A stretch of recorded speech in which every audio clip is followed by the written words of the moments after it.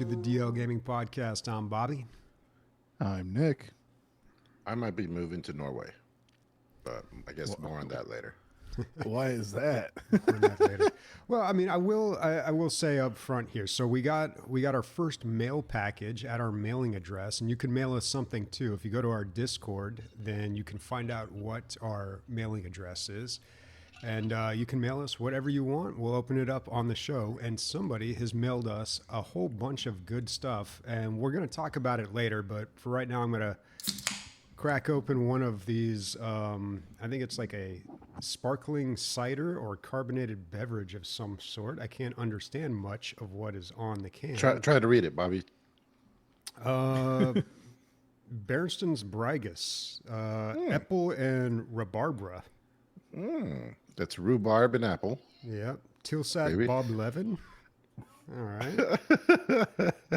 I mean, I'm not sure exactly what's in it, but Down the hatch. it smells like apples.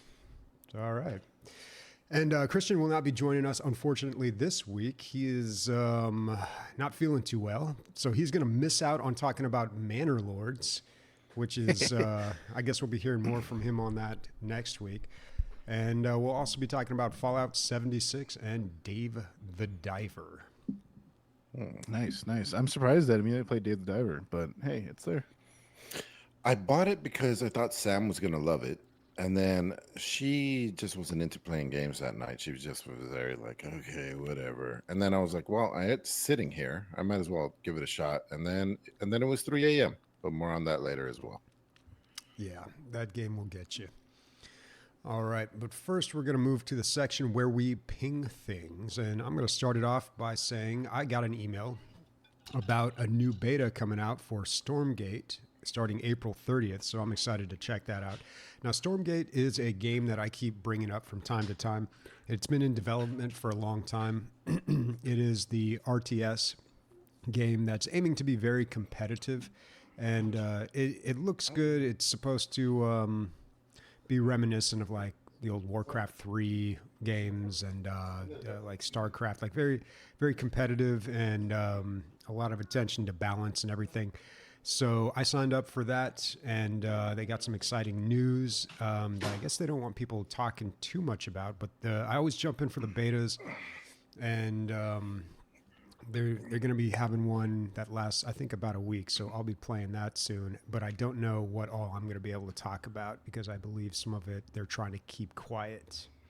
Are they what kind of factions is there? What kind of game is it? Is it sci-fi or what is it? No, it's like fantasy. Oh, okay. That's pretty cool. Yeah, and it played really well when I when I played it like in one of their early alpha or beta tests. Like I was pretty impressed by it. Although I must say, it felt like it's a little too competitive for me. Like I don't know if I'm not good at micromanaging these RTS games. Like, I don't understand how people do that crazy amount of actions per minute. So, I don't know. It may not be the game for me. I usually like a little more casual these days, but I'm still willing to give it a shot. Huh. Well, I mean, it looks pretty cool because I just checked at the website. I love Warcraft 3 and shit like that, so this may be a game I sign up for beta as well. It looks like there's only 2 factions right now, though. Yeah, I mean, why not? And I'm sure they'll be totally. coming out with more at a later point, but I'd encourage anyone to sign up for the beta.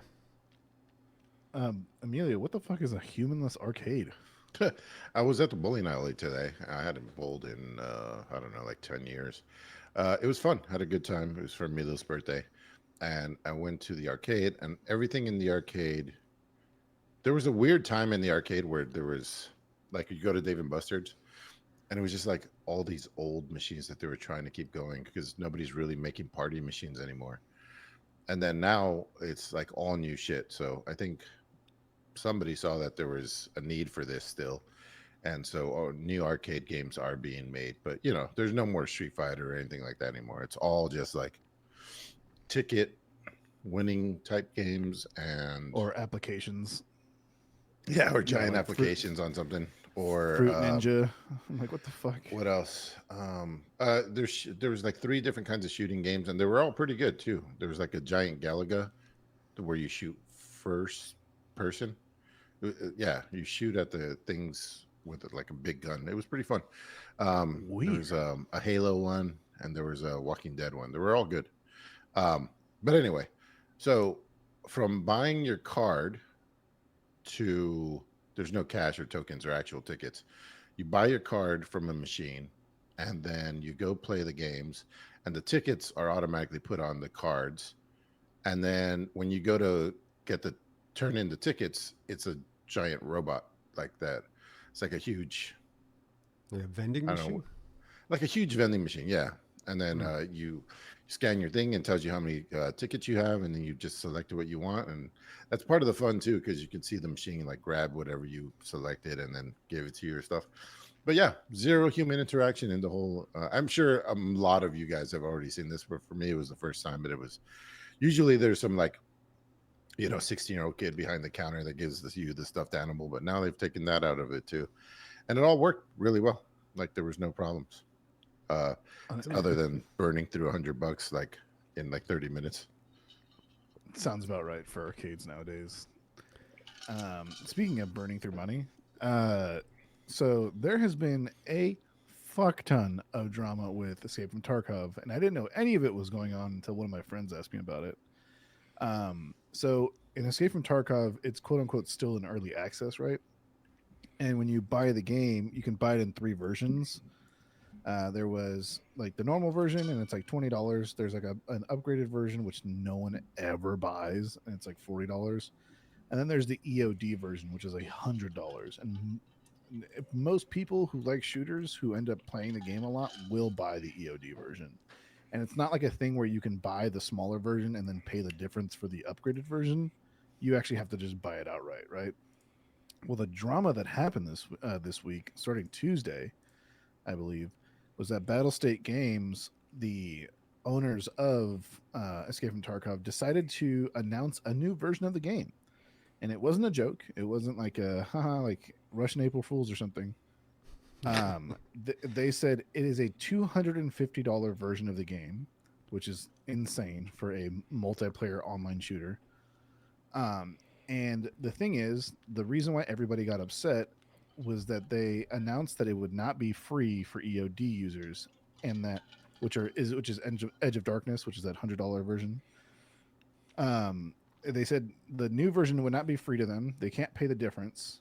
And the other thing is that you would gain a automatic boost to all of your skills in the game, and you would have essentially all of your hideout, which is like your passive generation of like wealth and like items and stuff like that. All of that would be level 3 as well. Your character would have higher stats, which means you have higher health than other people. And all of this was essentially, like I said, for $250.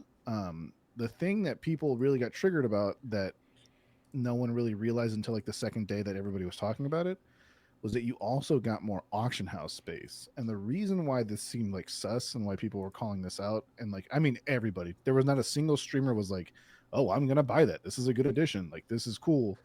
Nobody was saying anything good about this.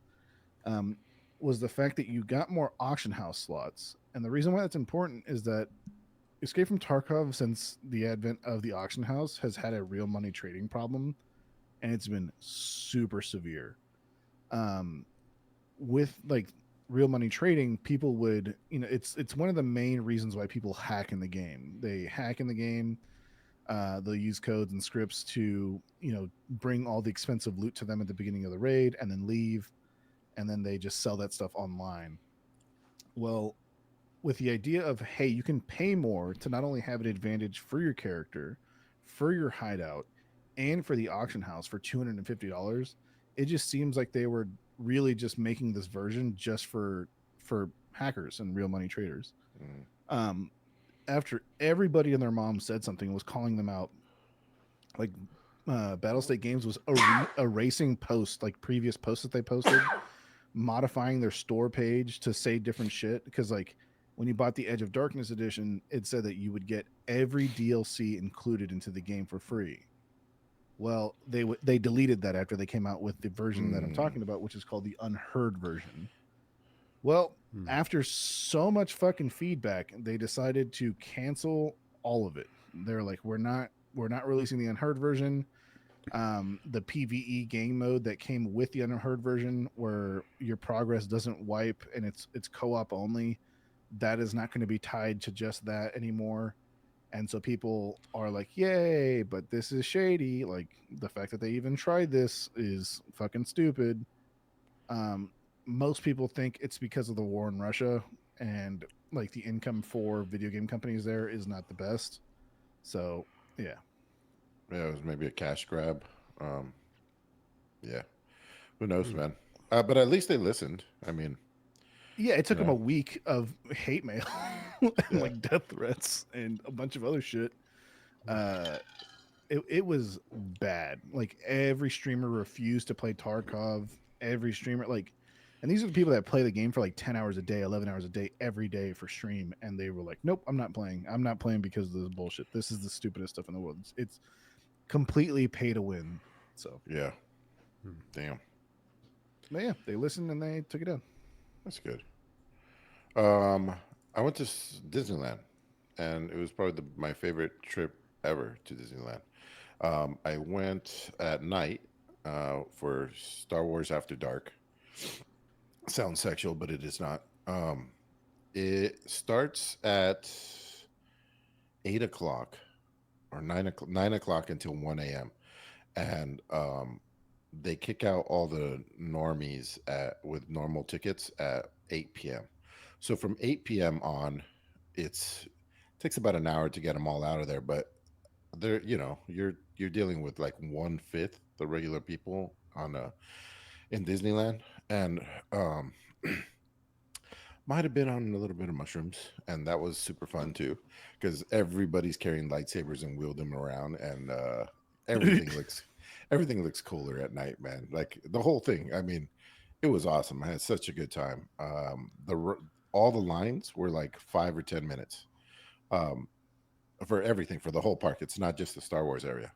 We rode. You could have rode your favorite ride, like Rise of the Resistance was like you just walk to the front. The whole line is just walking through that whole And that's it. emptiness. Yeah. I could not believe how long the potential line for Space Mountain is, dude. That like it's It's like insane. it's a mini shopping mall of line. Like Mhm. it's an upstairs, downstairs circle. Like I could not believe it took us with no people in line. It took us like 7 minutes to walk through it. So I could, yeah, that's like a 2 hour line usually, right? For We, for what, like 30-second ride? we got through when we went to Disney World, which is in Florida. The line for Pirates of the Caribbean, I'm like, we had like the fucking fast pass, whatever the fuck, right? So we got to Mhm. go buy a bunch of shit. Dude, the line, I'm like, is this just an underground fucking warehouse for a line? And I'm like, how? Like, and this is one of the oldest rides in the Yeah, park, and it has the line like that. I was like, get the fuck out of there. yeah. So Um, now, dude, we rode 15 rides, 20 rides, I don't know, in a 5 hour time, plus Disney characters in the best costumes ever. Like it looked like the Mandalorian. It looked like real steel armor, dude. I was very impressed by that. There's droids riding around, and they're was it some like of them Twi'lek are being strippers? no, none of those. Some of them Oh are being man, driven by like somebody like walking around with them, but some of them are just automated, just going through the crowds and stuff. Very cool. Had a good time. Highly recommend for everybody. I almost don't want to tell anybody so it doesn't spread too much, but we all agreed we're all going to go next year. It's the only way I'm going to go now because the it's sun is fuck you bake in the sun while you're sitting in line, dude. It's you know, and this is you just smell. fixes all of that. Yeah, I so they have the same thing in Disney World, which is like I said, closer where I've been. But apparently the theme changes every month, and like you said, everybody says it's the best way to experience Disneyland, Yeah, especially if you don't have kids. yeah. There wasn't Um, a lot of kids there. I mean, maybe yeah, one in 8 people had their kids, maybe that. So it was just a really good time. No booze, but I think Oogie Boogie Nights, which is the Halloween version, they have a night thing, and that's over at California Adventure, and there's booze there. So I'm looking forward to that. That's like, yeah, that's the nightclub one. That's the one Yeah. where like there's hella loud music. There's, like you said, booze for everything. I'm like, oh, that seems cool too. Yeah. So Awesome. That was the pingening. The pingening. All right, let's move on to highlights. These are games that we haven't played this week, and let's just start off with the big one. So, Manor Lords. Dave was the released. Diver. Dave. Oh, man, so Dave the Manor Diver's a Lords big came deal, out. but yeah, It is a big deal. It was in running for Game of the Year. yeah. But the big deal this week was Manor Lords coming out April 23rd. Is it as good as everybody expected it to be? I would say yes, if you understand what you're buying. So a lot of companies are giving it like 7.5 or 8 or 8.5, which I understand if you are just somebody who thinks a certain way about the game, but I'll elaborate that in a second. What I do want to say before we even talk about the game, as far as like the mechanics and everything of it, I did not know this. Number one most wishlisted game on Steam in Steam history. In history. In history, dude. Wow. So over 100,000 people bought it in the first, I think, hour or something like that, and a bunch of other shit. Jeez, It's on sale for 20. You couldn't pre-purchase. Nope, you could not pre-purchase. The reason because it's an early access game, and some people that are reviewing it do not understand that. So when you play the game, when you're like choosing like your decrees and everything, and you're choosing some of your buildings, it even says this is not available yet. It's early access. When you launch the game, there's a big old banner that says, "Thank you for trying out the game. If you have any feedback, let us know. It's not complete. It's early access." What I will say is I played it for fucking 5 hours straight when I bought it. And boy, howdy, is it fucking hard at some points. So, there's not really spoilers for the game, right? Because when you play the game, you start off in a random region with random nodes. Every region starts off with the same nodes, but they can either be like rich or minor, or they might be far away from where you start and things like that. This game just it's tough. Like I said, if you don't know what you're doing, right? There is an optimal start. There is optimal things to do. You can play it leisurely, but there's a moment in the game that if you do not prepare for it all of your work goes away. So after I believe the first year and a half, bandits will raid your village, and you can't field units, like you can't field spearmen or you can't field like militia or whatever unless you have all of their equipment. You have to have their armor, their shields, their swords, and things like that. So you can't. But what's nice is if you have a partial amount of the equipment, let's say that's like a unit is 30, right? Let's say you have 17 spears and 17 shields, it'll populate 17 people, which is nice. It's really nice. I played the first time. I was going through it. What I will say is you will probably play the game not at normal speed for most of the time. You'll probably play at 4 times speed, only because you're going through month to month, and a month I believe is an hour. So when it comes to these outlaws or bandits or brigands, whatever the fuck you want to call them, they are ruthless, dude. The first time I played, I was like, oh, it warns you. It's like, hey, bandits are creating an encampment outside of your zone. They're going to raid you in a year. You need to prepare for this. And I'm like, cool. But the thing is, I have no infrastructure to make weapons. I have no mine. I'm over here like making a church. Kumbaya. It's a good time. My people have fucking farms. Everybody's happy. Like my approval rating's at 100%, and overall happiness is at 85%. People are fucking inviting their families to come live in my town.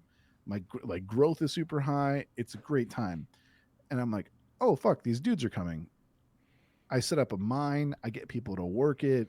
I start making like equipment. I start making like bows and arrows. I managed to make enough stuff for like 10 dudes in a year, right? In a year.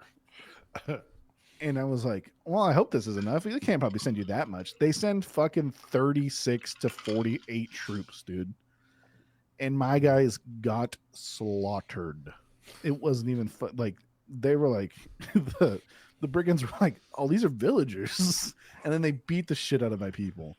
And Did then they kill, proceeded.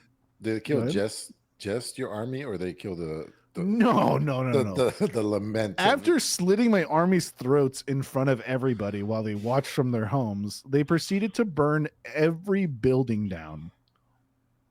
And when that happens, your villagers flee and you lose them.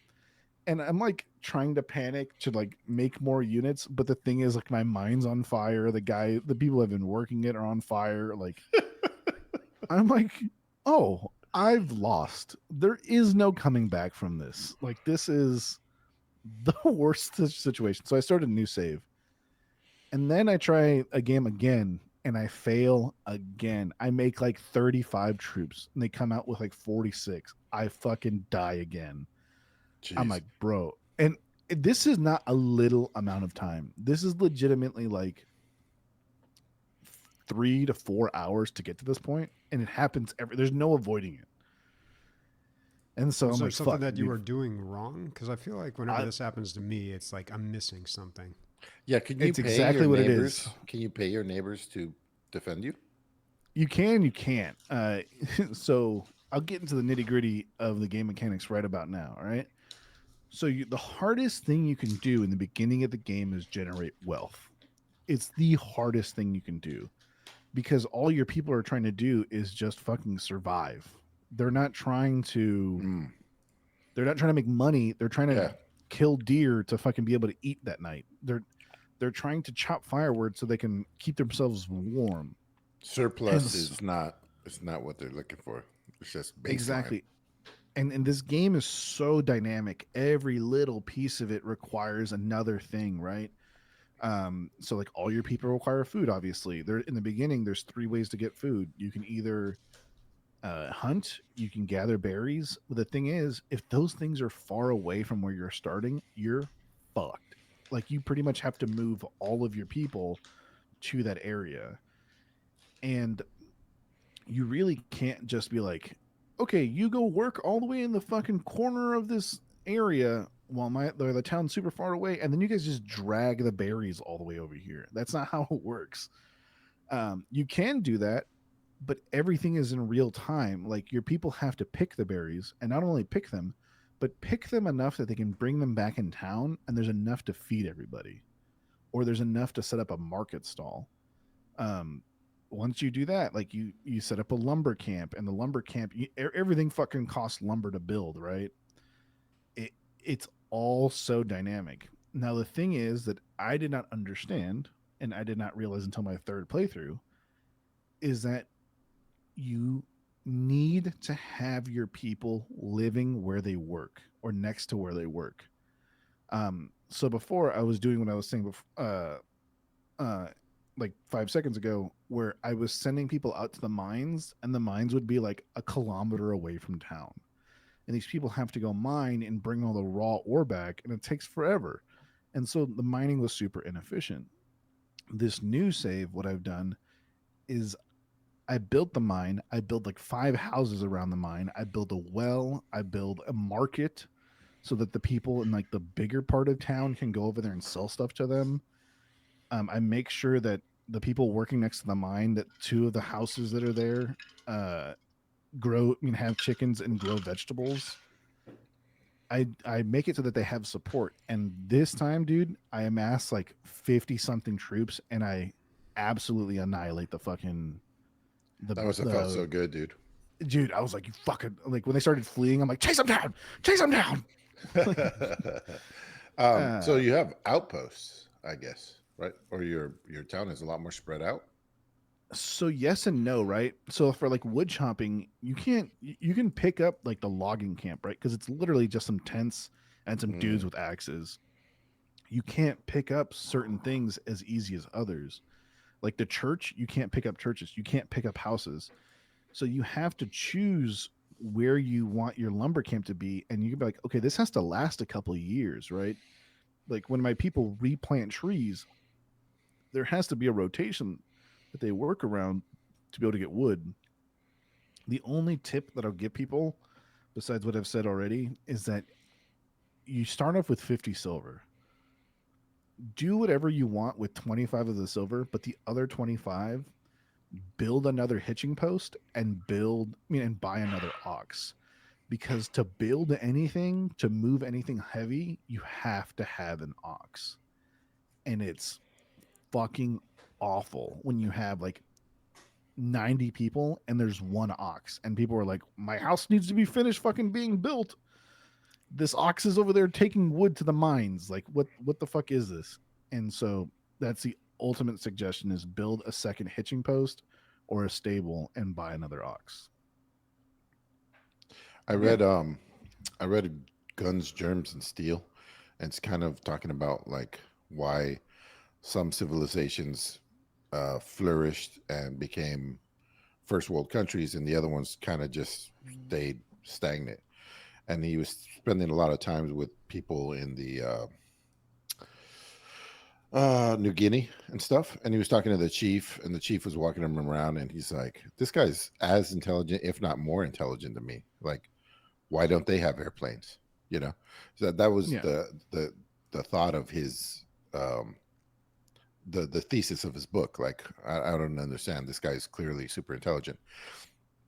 And so he breaks it down to beast of burden, dude. There's either tameable beast of burden in your area, or there isn't. And like, they help so much. Like, how else are you gonna fucking get this huge thing wherever you need it to get? People aren't gonna do it. They're not strong enough. You need to have beast of burden. So that's really interesting that he put it in there. But one thing I don't, I know it's early, but there shouldn't be only one path to victory. You know, there should be multiple. No, it's paths. not. It's not victory, dude. It's not. It's not. It's not victory. Just not it's dying. Just surviving the first like the first fucking challenge. Like, and the thing is, I'm sure there's other ways to do it. Like another pro fucking strat. Do not even attempt to farm until your second year, because you will fail miserably. Like it, you have to sow the ground so that it's fertile enough, and you can't just set things up anywhere, right? To be able to build a well, you have to look where underground water is, and where underground water is, it may not be fertile for fucking farms. And there's so many things about the game that it's like it makes it so dynamic, dude. I'm glad it wasn't a big letdown. That's for sure. No, definitely not. I'm gonna play it after this. So, I love it. I think it's fun as shit. I'm gonna keep playing it. The people that are giving it negative reviews because they're like, it's too hard, just turn down the fucking difficulty, dude. Like, just there's things you can do. You don't have to try to tough it out. Yeah. So when we had talked about this game 2 weeks ago, we were guessing on the price.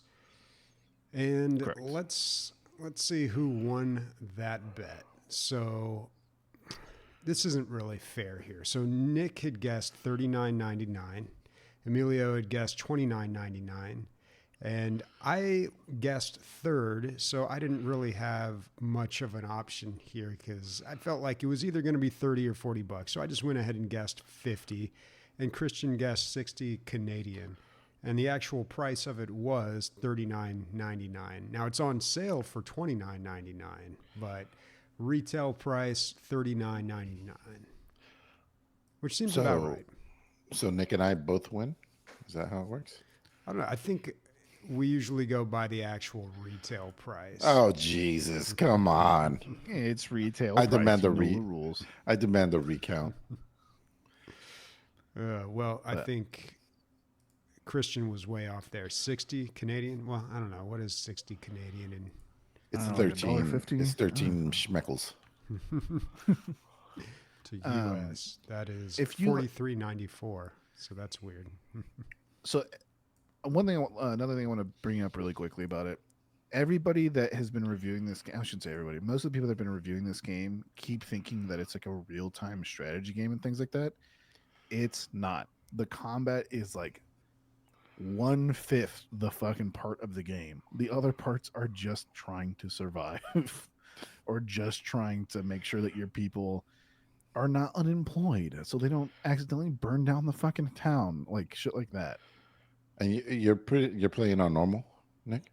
I'm playing on normal. Yeah. Yeah. What was I reading? That like the guy, kind of he was talking kind of like what you were talking about, but like the blacksmith turns his house into the smithy. And Yes. So every house you build, as long as you have an extension, which it would be stupid to build a house and not have one, um, turns into, like, let's say someone you have has been chopping wood and he's a wood chopper and he's been a wood chopper for like fucking 6 years, right? And the moment you build his house into a smithy, he learns blacksmithing and he cannot have another job. He is stuck blacksmithing. And so, yeah, that's very much how it works. it's interesting because you don't build a house and a smithy. The house becomes a smithy depending on what you tell that guy to do, I guess. Yeah. Another thing is that if you have your people live far away from where they work, they'll just straight up either not go to work or just be like, my efficiency is going to be real low. And it's funny. How intimate, like, are the do they have names, these people? Yeah, they have names. It's like Nikolai Gordenstein and like So there's people Billy that you like and people Gorbachev, you and don't you're like. I mean, there's some of them. There's some that get real sick real quick, and I'm like, you motherfuckers, bro. Like, do you have AIDS? Like, what's going on here? I just bought you that jacket. That's funny. But like, there's cool mechanics in the game that like I can talk about this game for hours, dude. Like I bought it Leslie bought it and she played it and she's like, this is giving me anxiety. She's like, it's so good, but managing everything is just giving me anxiety. I'm like, I'm sorry, man. Wait, did this game come out April 23rd or 26th? 26th. Okay. All right. I thought it was the 23rd for some reason. Bobby, any interest? I mean, not really, man. It looks a little too involved. I don't know. Well, we'll see. It very much is involved. It very much. I said that about like Mountain Blade Bannerlord, but then I got totally hooked on that game, so who knows? If you like that game, by the way, if you think the combat of Manor Lord is janky, but you like kind of a little bit of the like management and stuff like that, this is the game for you. Because Manor Lord is really about the combat, but this game is, like I said, about surviving. You said you mean Mountain Blade is about the combat. This is about surviving. Yeah. So Mountain Blade's about the combat. Sorry. Well, Dave the Diver is not my type of game. I thought this was going to be a Stardew Valley, which I guess there is kind of some of that there, but it's more of a Moonlighter. Bobby, would you say? I never played Moonlighter, but basically, you hunt half the time and you sell the other half what you hunted. Yeah.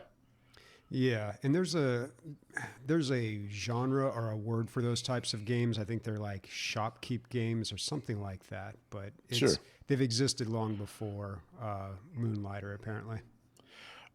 So I guess I'm not going to add too much to the discussion here. Just my own personal look at it.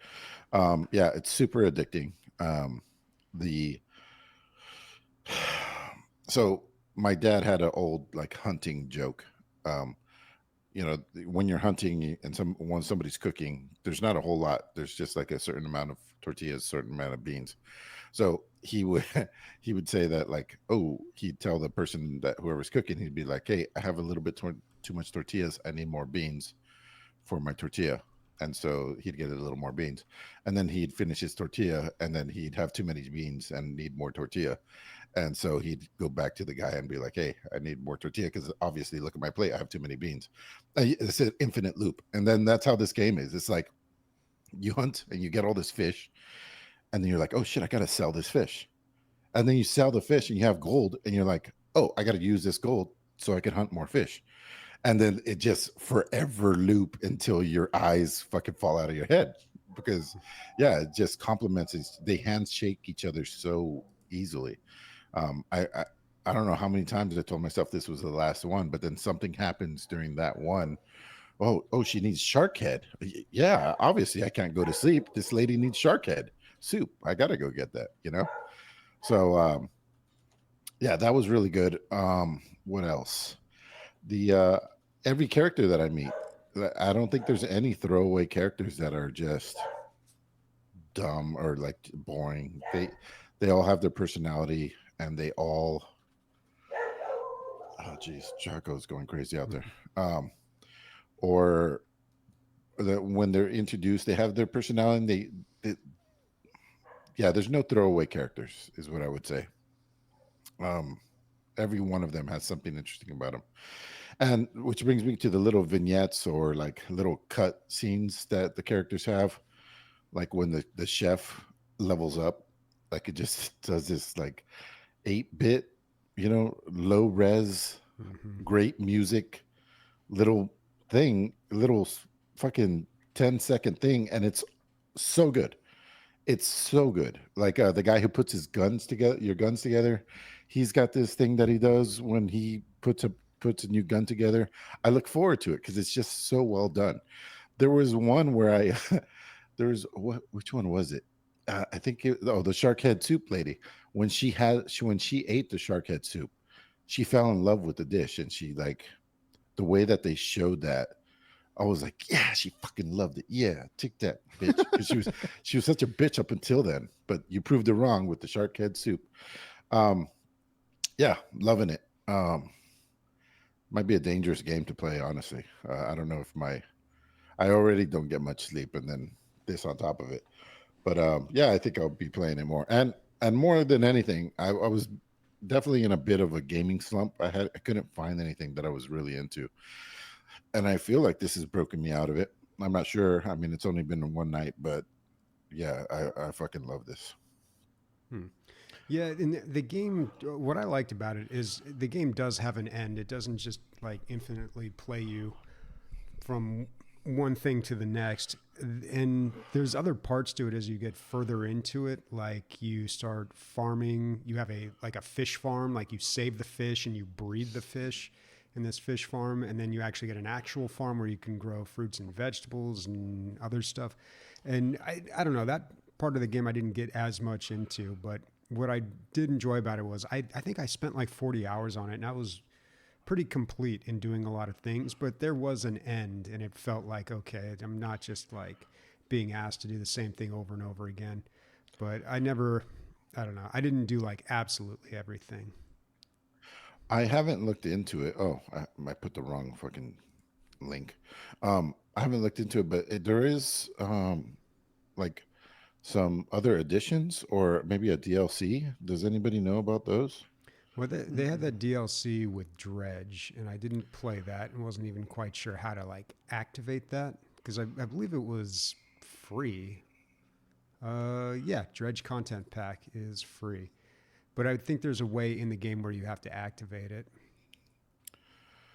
Um, yeah. Oh, the deluxe edition. I don't know what that comes with. Probably just like Probably the wallpapers and music. Yeah, music. yeah. All right, cool. I do also want to play Dredge at some point. So yeah, maybe I'll check that out as well. All right. Cool.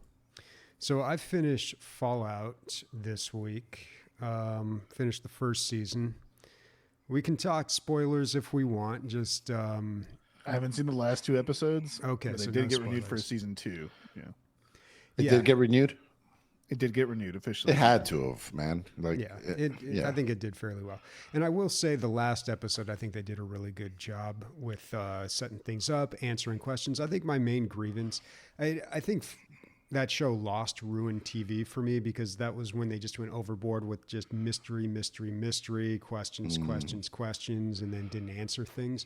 So I hate it when I understand shows are going to like set up a lot of mystery and it's going to be very confusing at first, but as long as they deliver on those things, because Lost worked itself into a corner. They're just, if you've ever seen J.J. Abrams what is it? What is it? His TED Talk about the mystery box. He talks about this, how people love that mystery. And they get addicted to the mystery of it. And he thinks that if you answer it, then it spoils the mystery. So Lost eventually painted itself into a corner where people were like, after 6 seasons, they're just like, all right, we need answers. Like, I'm not, like, come on. Like, we need some sort of conclusion. Give us something. And then they tried to write one and nobody liked it, which often happens with TV. Like, how do you sum up like 6 years of a really popular television show? But I don't know. I reached that point like maybe in the 3rd season of Lost, and I was just like, I'm not interested anymore. They just keep like leading me extending on, the goalposts. Basically. Yeah, they just painfully prolonging plot.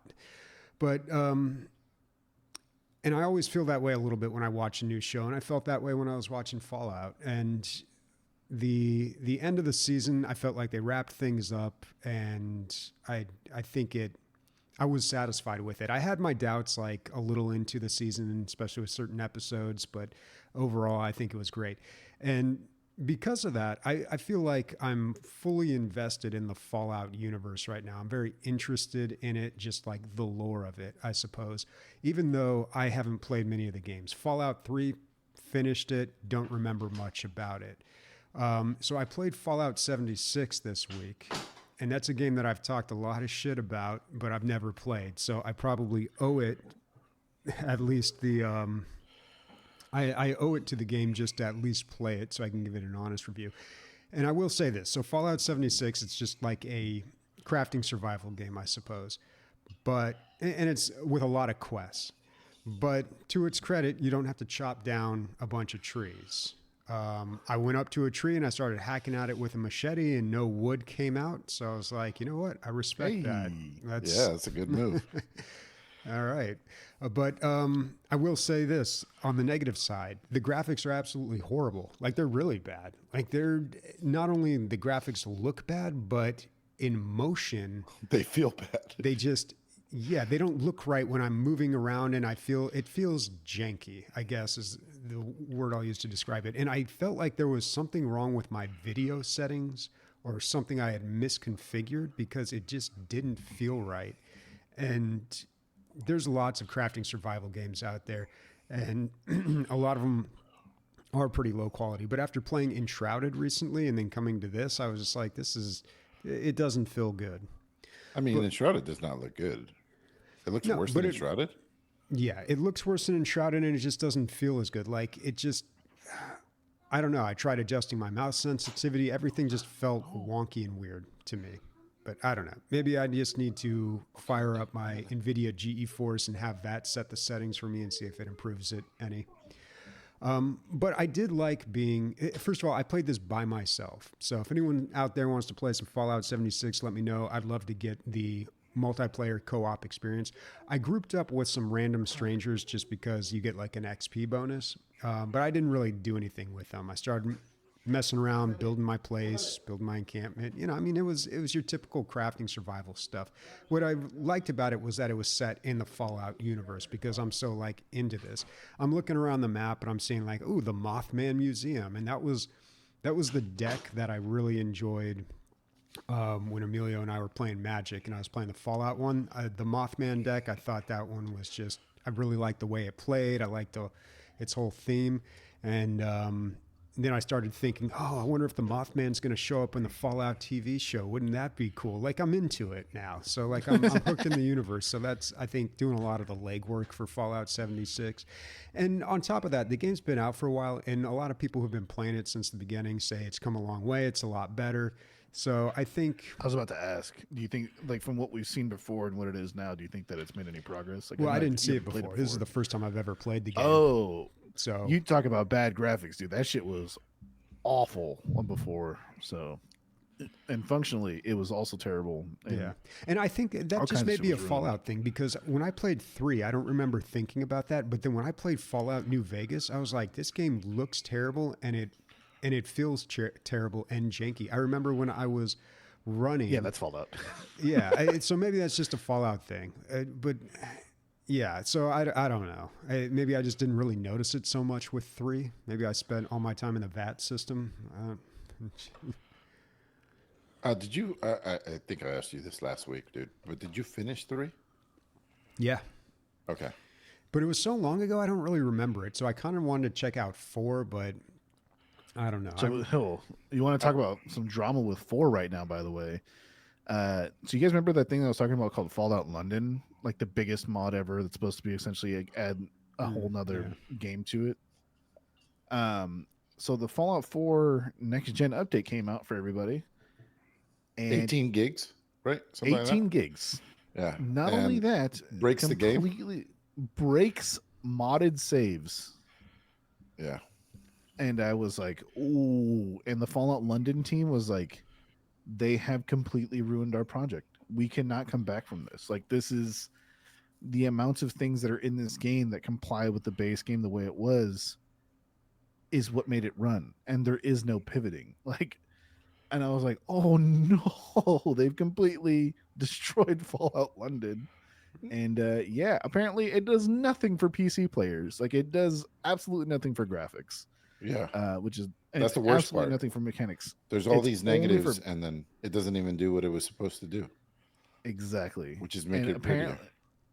Apparently it's for PlayStation 4 and PlayStation 5 and all those other consoles. So I have a very limited experience with Fallout video games, but in my limited experience, I feel like the best part of Fallout is the TV show at this point for me.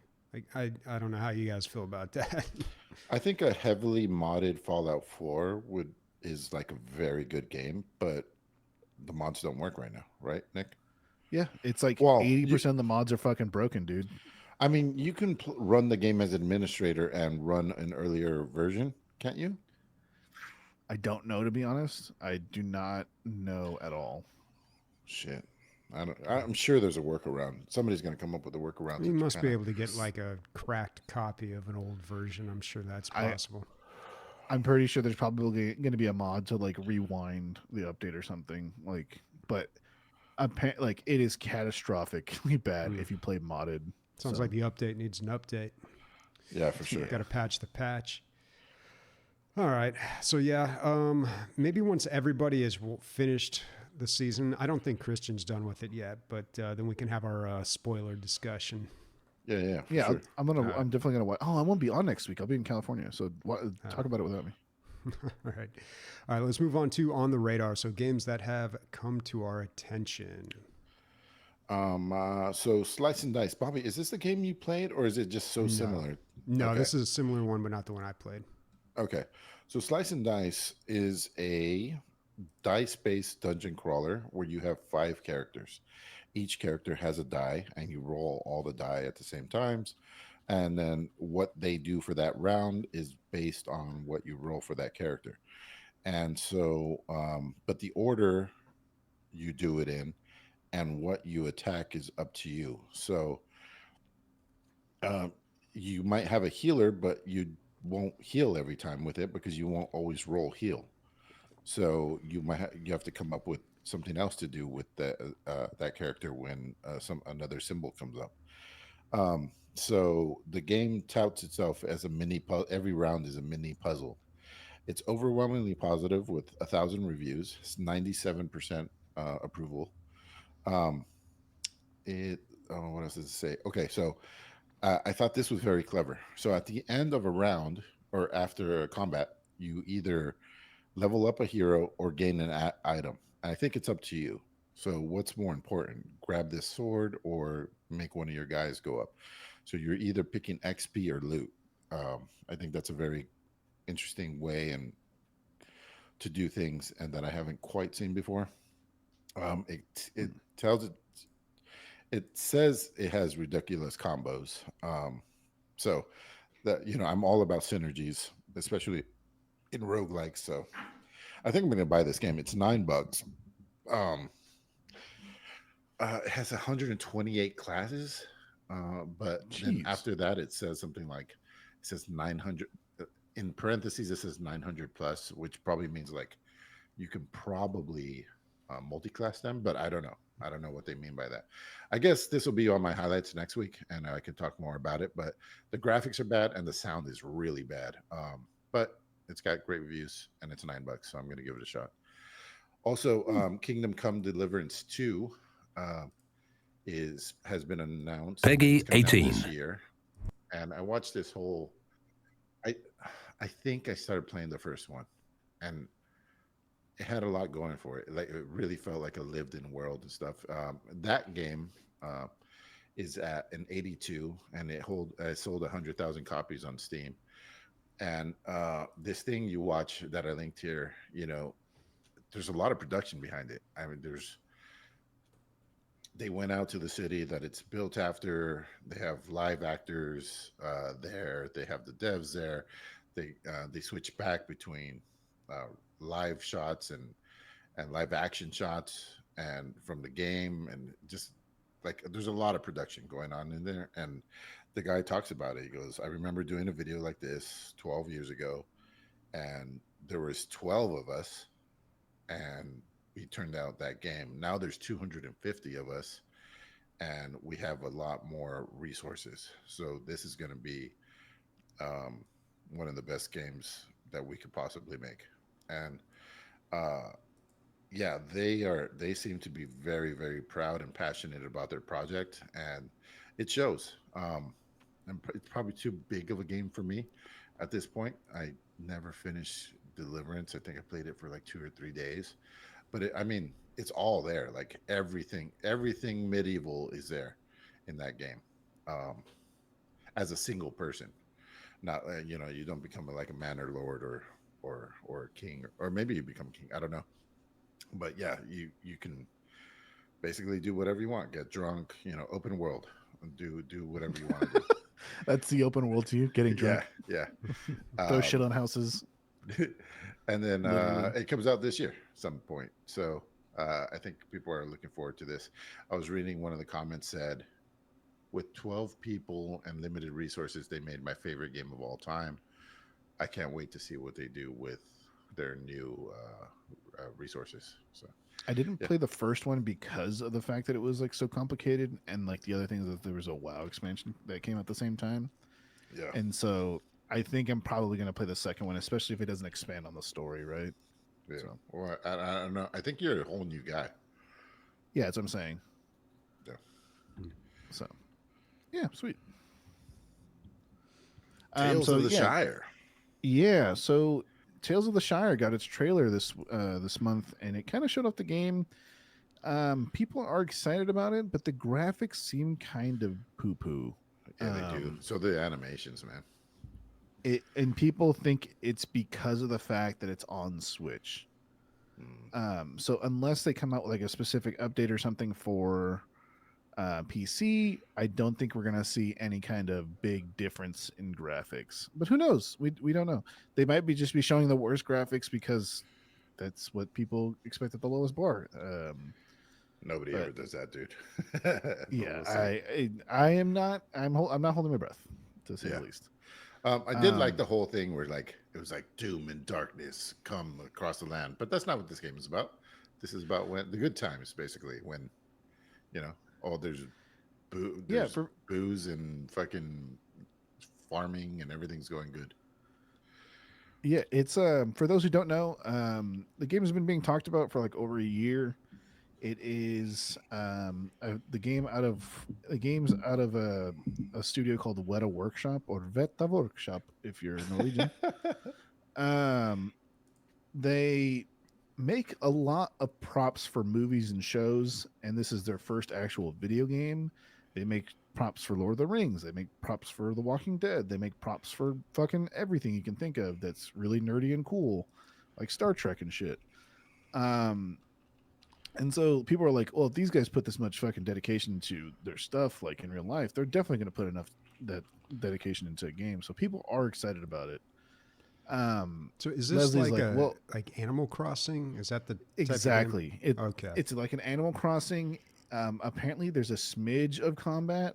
Um, but hey, it's not a game for me. I can tell you right now, it's not my kind of game. will Leslie buy it and probably I'll lose my wife for 2 months or 3 months or for maybe for the rest of my life? Yeah. But hey, Yeah. that's what alimony's for. You never know. But yeah, it's a little cozy game where you play as a hobbit, you farm, you gather, you go out and you don't, like I said, you don't really kill shit. But I believe you can fish and some other stuff. It's really like a Stardew Valley or a Okay. Animal Crossing. Only single player though. So in Animal Crossing, you could go visit other people's areas, right? And I guess they consider Yeah, that that's multiplayer light. You Yeah. can't really do anything with anybody. Okay. But yeah, that's really about it. It just had a trailer. The release date's later this year. That's all they've said is Q4 of 2024. I'll put this So, one yeah. on the watch list. I'm kind of interested.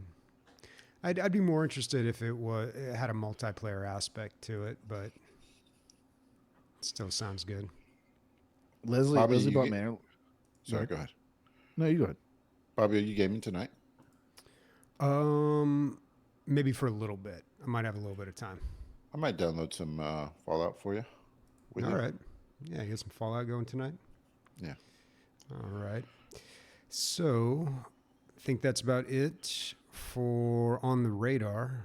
And we're going to move into listener questions. But before we do, let's talk about this package that we got. So, this package, first of all, arrived on my birthday. So, great happy timing birthday. there, by the way. And this came from Saxos in Discord, and he had been asking us where he could mail us some stuff. He wanted to send us some chocolate, and he did that. I'll hold this up here. You can see the chocolate that he sent. So I'm guessing chocolade is chocolate in Norwegian, and melkus is milk. But, I think you're right, dude.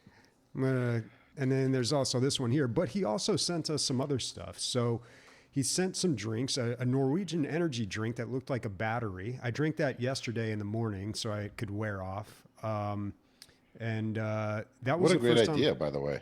Yeah. Like a battery. Like it's already shaped as a battery, Well, right? okay, here's the thing. So back like 20 years ago, Budweiser had an energy drink / beer, and it was straight up. The can looked like a battery. It tasted terrible. I used to drink the shit out of those, dude, They because were- I had them. I could get them for free, and it's like, of I- course, at that point, I not could worth it. It free diarrhea with those, but they were the can was so cool because it had the little like plus sign and then like the black top and the bottom had a little minus sign. It was just like a battery. This one was just black, but it did have like the little plus sign on it. Yeah, so I hadn't had an energy drink in a long time and got like thoroughly messed up from that. But what I'm drinking here during the show is I believe apple and rhubarb or something, like a citrus carbonated drink. And Emilio, what are you drinking over there from Norway? So I as in because I couldn't wait, the pear cider with 4.7 alcohol by volume. It was great. It was fantastic. I gave it to Sam. She goes, "That's super delicious." I love pear the flavor, but I hate pear the fruit. Pears. Yeah, I don't know what it is. It's because I didn't know this until my old ass Mexican grandma told me before she passed away. She was like, "You know why pears aren't good for most people?" I'm like, "Why?" She goes, "Pears have like one of the smallest windows of being eaten. Like the like when ability they're to good. eat. Yeah, it's like literally like 2 or 3 days. That's it. And so you must really prepare yourself to like a pear. Gotta prepare yourself. Oh, yeah. It's not like an apple. An apple will last almost a month if it's refrigerated. But yeah, pears, they have a thin skin, so they deteriorate quickly. And now I'm going to open up the Pilsner, which is called Pills, and it has Pills. 2 creepy witch hands with red fingernails on it. Well, that's a cool look. Yeah, which is Nice. a weird thought. But the chocolate, dude, made by Freya, I think, and it's called Melex is chocolate, like Bobby said. Milk chocolate. Probably one of the best chocolates I've ever had. This is why I was moving to Norway, dude. Like, with no hyperbole, I was eating this and I'm like, I don't know. Ghirardelli could go suck a dick, dude, compared to this stuff. It is so good. And then I was like, this is some of the best chocolate I ever had. And Sam was like, try this other one. This one has salt, like big chunks of salt in it. And it's fucking, oh my God, my mouth's watering because I'm thinking about it. It's so good. Look at the chunks of almonds and salt in there. You want to hear something delicious weird about chocolate in America and why people think chocolate outside of America tastes a bajillion times better? So it's a very common thing for Europeans and South Americaners to come to the United States and say that our chocolate has hints of vomit. Like, it's very acidic or gross tasting for them. And people were like, oh, that's kind of weird. You know, our chocolate tastes good, right? Like Ghirardelli and all that stuff, or Dove, or whatever the fuck chocolate you eat, right? Well, the theory amongst sociologists and like historians is that when the United States got chocolate, because we exported it, right? Or South America exported it. Yeah, we imported it. It got exported to Europe, got processed there, and then sent back to us. Well, in the 3, 4, 5, 6 months journey it took on the boat, it would bloom and spoil. But the thing is, no one's gonna not eat that chocolate, only because it's already been shipped and people are just gonna take it on the chin, right? As it turns out, that has built our flavor profile for chocolate to taste like that. And if you get a piece of that really good chocolate you have and go get a Kit Kat bar and you eat the Kit Kat bar, you will notice it kind of tastes like vomit. It's wild. It's fucking nuts, dude. It's fucking nuts. Nick, you're telling a lot of stories when Christian isn't here to Yeah, that's true. check up on that. I was thinking the same thing. Tall Now, tales here. I am trying Christian's just burning his house down as he's sick. He's like, ah! I also tried this other one. Yeah, that's the one I'm trying now. I got a different flavor, though. Okay. Yeah. Sorlands Chocolate. Sorlands. This one is milk chocolate. Which one is yours, if you were to guess, Bobby? Chocolate Med Salt Lacris. If I you were don't to know. guess. 45% cacao. I mean, it's only got 48 grams of Havor sugar order. So that's good. Okay. Order. This one's not as good as the other one. I haven't It's the tried same the other one. style. You can tell it's made in the same country, but this one kind of tastes like abuelita's hot cocoa, Nick. You know what I'm talking about? Oh yeah. Some good shit right there. Yeah. Okay. By the has way, some the cinnamon or pre-made something. bags, awful. The like little sachets that you put in warm milk or hot water taste like asshole. Anyway, So yeah. All right. So if you hear us eating this for the rest of the show, we apologize. But I've been eating it the whole show. yeah, It's we've delicious. heard. The pills taste like a Budweiser, like not even a Bud Light, like a Budweiser. So it's what we're used to here. It tastes very much like our regular beer. Oh yeah, this one is better. The one in the yellow packaging. Yeah, yeah. I like this one was salty for me. I like that, but yeah, I think the yellow packaging one is good. All right. Thank you very much, man. Who Thanks, was dude. it? That was Saxos in the Discord. I don't know if he has a different name on Twitch here, but I just also wanted to mention there were other things in there. So he had some magic cards that he included, but he had also included cards. Hold them up here. From a card game called Flesh and Blood, which I've heard quite a bit about. And I think people in our Discord, when we started talking a lot about TCGs, they're like, you got to check out Flesh and Blood. It's not the most popular TCG, but it's actually really good and really well designed. So I've always been kind of interested in checking that one out. And I've noticed around the local card shops, like a lot of people like that game. Like it's, again, not the most popular TCG, but like it's got a pretty sizable following. So I'm interested. I'll have to bring that over one of these Sundays and we'll check this out. Although Did you get 2 decks, or do I gotta get a starter deck? I don't, it's like one big deck, so I'm not sure. We'll have to figure that out 10-4. and learn how to play. But thank you, man. That is awesome. Yeah. And if you want to send us mail, you can do that. Go to dlgaming.net, click on our Discord link, and the address is right in there. Thank you for making us #1 in Norway. Hell yeah. I might have just made that up, but whatever. All right. So this question was from last week, but we wanted to hold it until everyone was here. All the Magic players were here, at least. This is from Days. For the Magic players, which set over the years has been your favorite and why?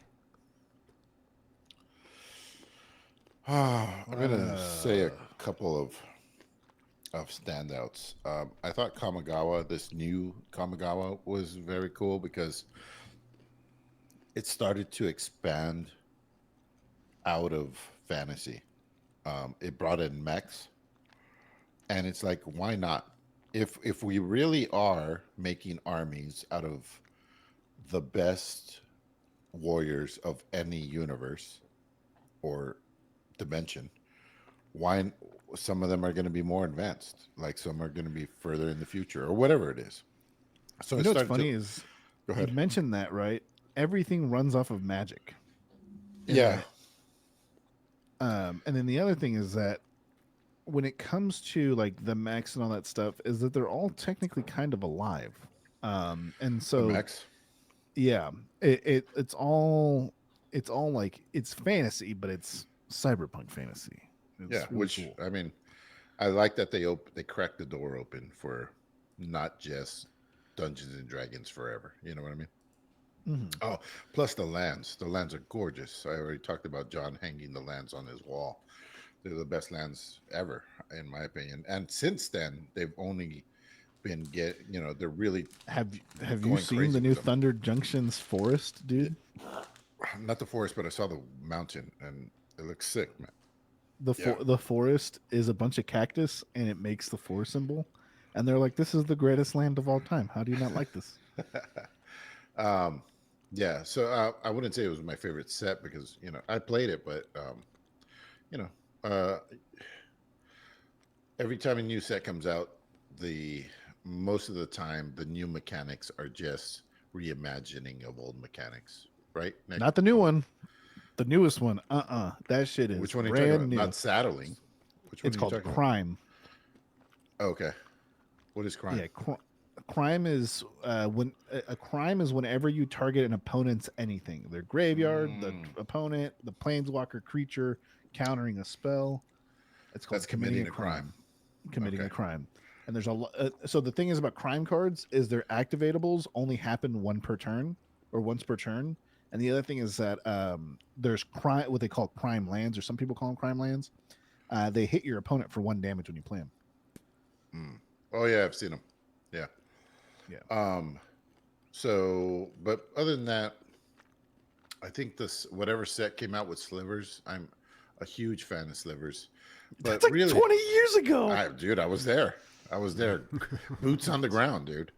But I will say this new follow set I think was really well made, very well made. I don't have a ton of experience. I haven't played Commander 20 times with them, but I have. they're. Do you think they're balanced, Nick? Yeah, they're probably arguably the closest balance out of all the new ones. Well, then there you go.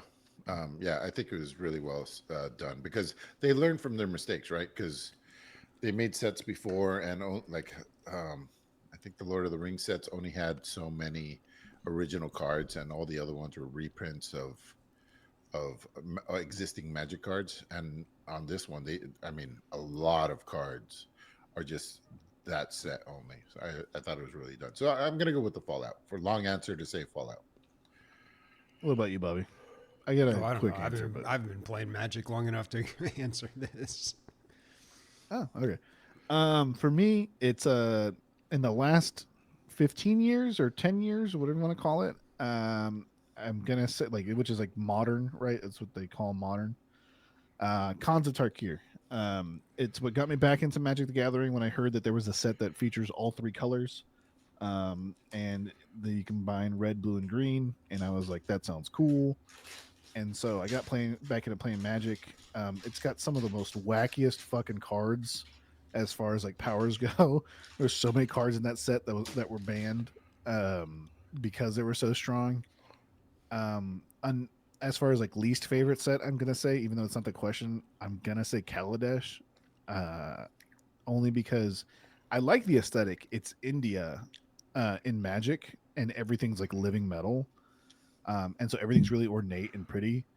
But the problem is that they introduced the energy mechanic and never continued supporting it. And it at the time, like they had to ban a card within the first week it came out. That's how strong it was. There wasn't a single deck that wasn't running 4 copies of this card because it was so good. And then like another week later, they had to ban Infinity Engine, which was like another card that was insanely overpowered because of the energy mechanic. And so, yeah, that's my second answer because Bobby doesn't have an answer. All right. All right. Next question from iTom. What's a software or physical product you swear by that you've recommended or you recommend for anyone, free or not? My recommendation is to purchase WinRAR. Oh, dude. WinRAR is a great one.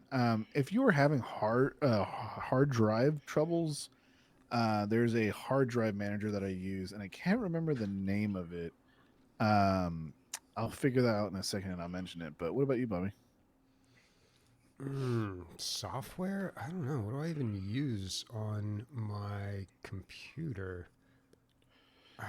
Stuff that most people wouldn't.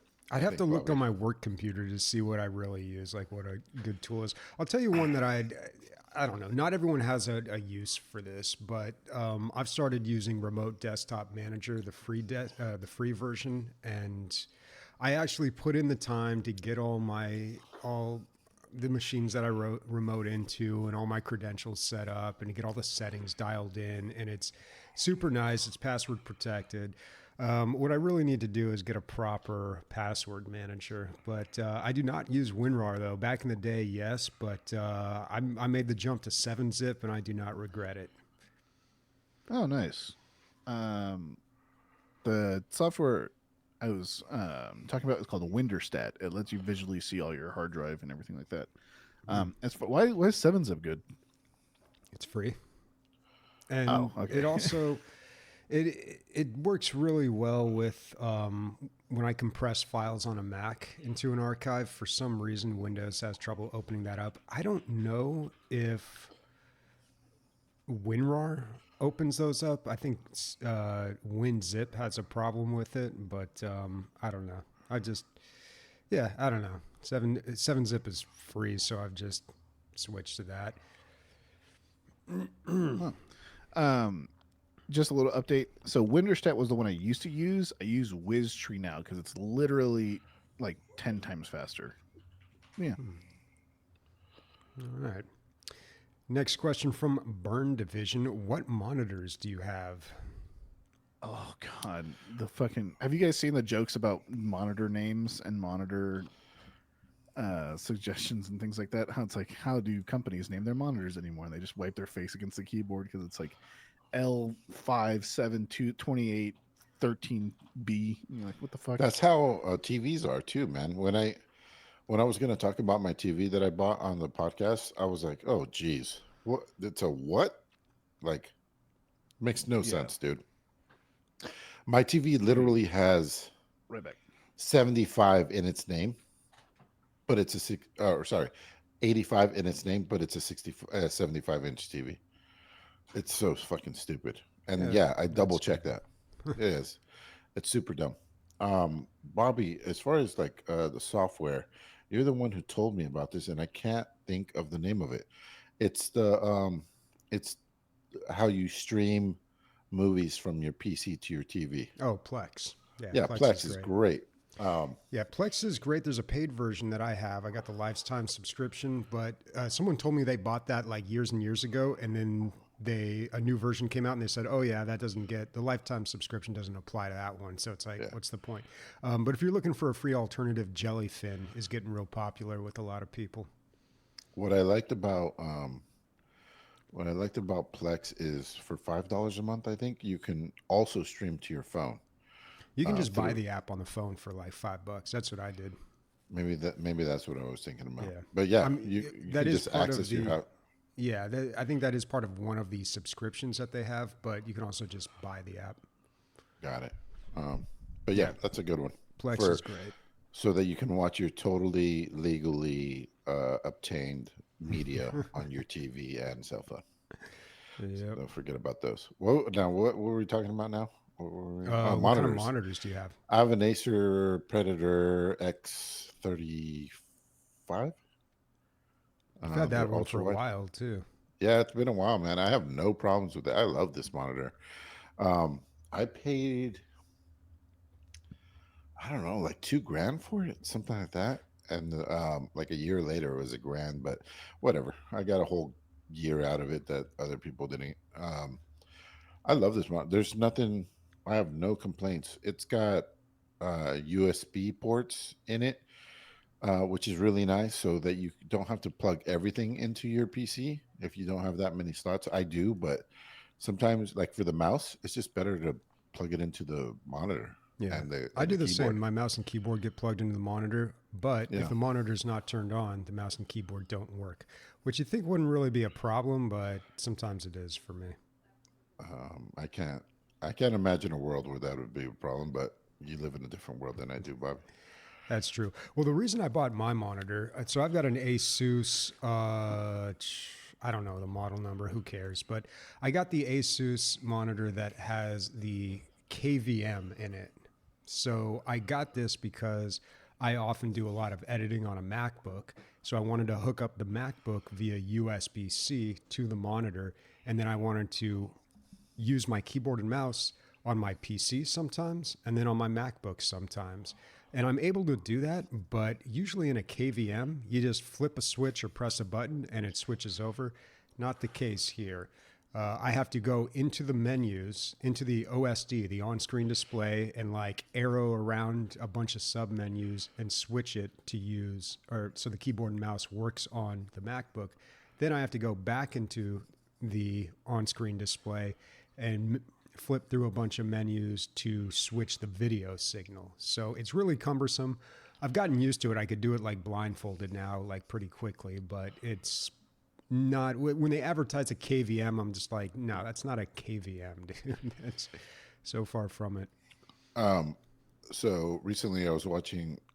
So I watch the tech reviewer I watch the most is Marquez Brownlee, but then he has there's an Indian dude that does something similar, and he's always like they're more clickbaity stuff, but it's fun to watch. And anyway, he reviewed all the Huawei stuff because it's banned in America, right? Because it comes from China. So he's like, yeah, Huawei did not die. It's actually thriving in China and the rest of the world. So let's take a look at their tech. And I mean, they're doing incredible stuff, man. Any any device, tablet, TV, computer monitor, doesn't matter. You can link them all up, and they'll all act like extended displays from each other. So you can literally just drag a window from one to your tablet to your phone and then back again. You can use your TV, you can use your phone as a mouse, you can use your phone as your Discord screen, like a second monitor. I mean, they're doing things that like Apple's not even doing within their ecosystem, which is super tied in. Um, it's just interesting that we just maybe for the better, but we cut them out. But they're also out of the competition ring, and they're not pushing people to do the same. There's some of those features I would really like to see in American products. Yeah, yeah, I think there's like other applications that do that kind of stuff as well. I don't know. I gotta look into it and try it. I don't have much of a need for it except when I'm using my MacBook, but that's for when I'm using that, it's like for video editing. So it's really important that there's no latency or any sort of lag or delay there. But I don't know. Maybe there isn't with these other other options. All right. Final question from Warconius. It's a long one. Have you guys gotten back into Fallout games? Which is your favorite? Funny story. I dove back into Fallout 4. I forgot which faction I sided on in the final battle. And when I met up with Nick Valentine, he absolutely chewed me out about making the wrong choice and being a disgrace.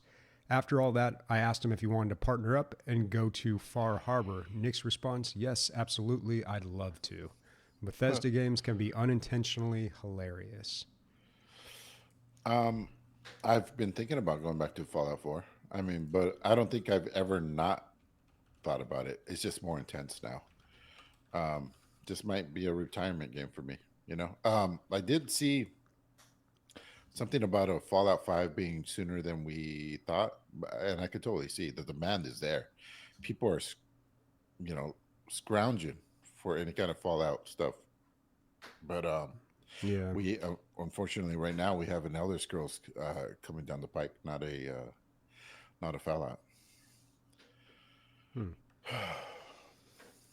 Yeah, I don't know. I definitely feel the urge to play Fallout games or anything in that universe. And there's a lot that I haven't. I want to check out the older stuff, but I have a feeling it's just not going to hold up compared to the newer things. Just play 4 straight up, dude. Yeah, just play 4 fucking. That's what I might do. to the Because dome. I would honestly play 3 again. It's been so long that I've forgotten most of it. And I remember that game being really good. Although by the end of it, I felt like I was kind of getting over it and was like rushing towards the finish. But I don't know. I think 4 might be the best one to go with. That's the thing 4, about I these will games. Whenever you're like, okay, I'm done running around doing crazy. Just stick to the main quest, and you'll be done in a few hours. You know, it's all the useless side bullshit that you get caught up in. You say useless. How dare you? There's so many things to do in Fallout that get you cool shit. No. The thing is, I would be more interested in Fallout games, but me and my friends, because of the Fallout TV show and the announcements, and like there was like a 3-month buffer window, all we did was play Fallout. We would all log into Discord and play Fallout, quote unquote, together, and talk about it and stuff like that. And we would play modded, unmodded. We would play the main story. We also did what we call the idiot savant build, where you put your strength to 10, and then you put your intelligence to 1, and then you put your luck to 5, and then you can choose idiot savant, which, you know, anytime you earn XP, you have a chance to triple it, and then if you level it up again, it quintuples it. So it's pretty cool. That is cool. Yeah. It's a fun way to play. So that's a perk. Yeah, it's called Idiot Savant. It's you have to have luck to get it, and hardly anybody ever puts skill into luck. But yeah, what does a luck build look like? That's a YouTube rabbit hole. I mean, yeah, it's a long rabbit hole. Essentially, it's a lot of in combat and out of combat things. For example, there's a ability called Scrounger, and you find more scrap in the world, but you also find more ammo. And when you level it up to like level 5, instead of finding like 3 or 4 bullets, you'll find like fucking 30. And so it's some of them are good, some of them are not good. But yeah, it's a fun way to play. Cool. All right. I think that's a show. Yeah. All right. What Yeah. are we What's all everyone playing playing? next week? Manor Lords and going to California on Friday. Well, while we were on the podcast, I made some purchases. Takk skal du ha. I bought Dicey Dungeons. Was it Dicey Dungeons? Splice and Slice and Dice. Slice and Dice. Slice and Dice, yeah. And I also bought Shotgun Roulette, I think it's called. Where'd I go? My profile. How do you... Account details? I think that's purchase history. Right? Yeah. Here we go. Buckshot Roulette. That also has a really good... It's $3. And it's some sort of Russian roulette roguelike. I don't know. But it's got really good reviews, so I'm going to check that out as well. Bobby, we should, if nothing else, if we don't end up playing tonight, we should at least figure out what we need to do family sharing. Because it's new now, right? I don't have anybody in my family sharing anymore. The new family sharing, there was something different about the new one. I can't remember what, but I still see your games, I believe. Do you? Fallout 4, yeah. I see. okay. I can play Fallout 4 off of your library. I think I lost everybody. That that might be fake news. We'll look into it. Yeah. So those games and Dave the Diver.